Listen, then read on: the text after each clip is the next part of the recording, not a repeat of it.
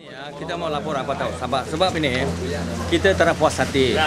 Dia macam ini kita punya presiden kita punya Perdana Menteri dia punya setiausaha boleh macam ini cerita.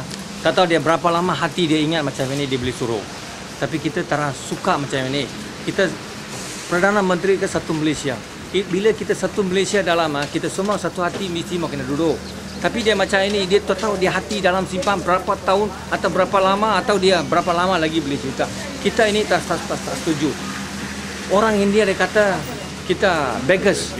We are not beggars. Kita buat kerja, kita rajin, kita semua ada buat.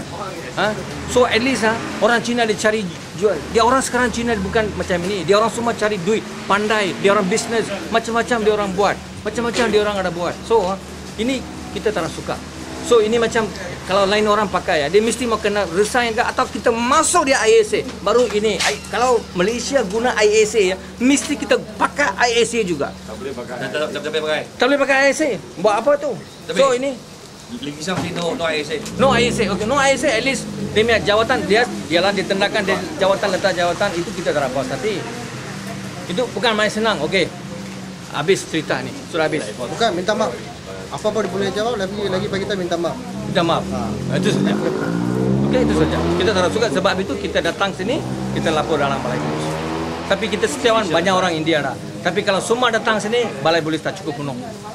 Kita tak mau. So kita Pakatan Raya, kita DAP, PAS, keadilan. Kita semua sekali datang, kita buat lapor. Anything ada say? Boleh? Okay, something. Chinese right? Chinese.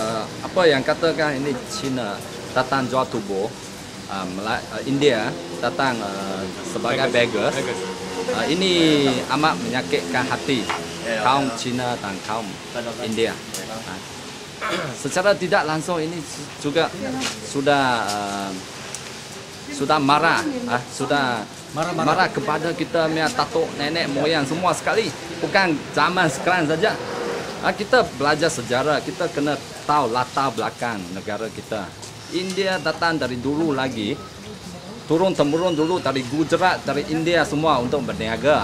Lepas tu datang untuk bekerja, bukan datang sini sebagai pengemis. Tak pernah dalam sejarah kita belajar India datang sebagai pengemis. Tak pernah dalam sejarah kita belajar Cina datang sebagai jual tubuh badan. Kita punya nenek, kita punya mak, kita punya tatuk moyang dari dulu-dulu secara langsung sudah menyakitkan hati kaum kita. Tak boleh. Ini satu ucapan yang teruk sekali pernah kita dengar. Ini berbau perkauman yang sangat kuat. Oleh itu saya harap kita mempunyai kehakiman, sistem kehakiman yang baik. Kita kena ambil, polis kena ambil tindakan yang sewajarnya. Bukan saja cakap letak jawatan. Kalau semua orang cakap meluarkan ini percakapan yang teruk macam ni, cuma resign saja boleh selesaikan masalah. Ini senang. Anytime kita boleh cakap lagi. Bagi satu orang boleh cakap. Boleh ulang lagi. Ini mesti ambil satu tindakan yang sewajarnya. At least kasih dia hukuman. At least kasih dia hukuman. Kalau bagi hukuman, orang yang lain dia tak berani. Dia boleh cakap kita satu tempat kita duduk seolah-olah kita semua satu bangsa macam abang adik. Dia macam ini racial issues. Keharmonian. Sudah dirosakkan. Racial issues kita tarik datang tak baik.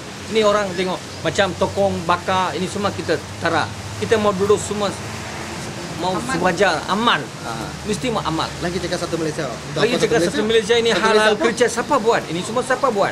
So ini kalau ini orang Arab siapa buat? Itu orang kena tangkap, kasih denda. Orang lain siapa yang boleh buat macam ini? Tak ada orang. Kita semua takut. Sebab kita orang semua rakyat mesti mau selesa, baik. Itu orang suka. Kita harapkan ini satu Malaysia betul-betul membawa kepada keharmonian.